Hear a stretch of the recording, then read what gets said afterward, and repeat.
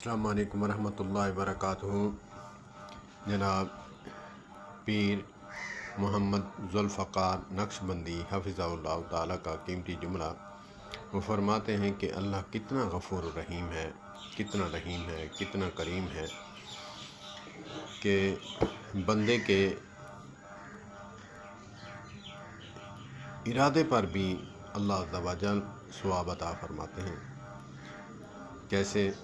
نیکی کا ارادہ کریں، ابھی کی نہیں، اللہ عز و جل اسے نیکی کے ارادے پر ثواب عطا فرماتے ہیں، اور برائی کا ارادہ کیا ہے، برائی کے ارادے پر جب تک کرے نہیں اس وقت تک گناہ نہیں لکھتے۔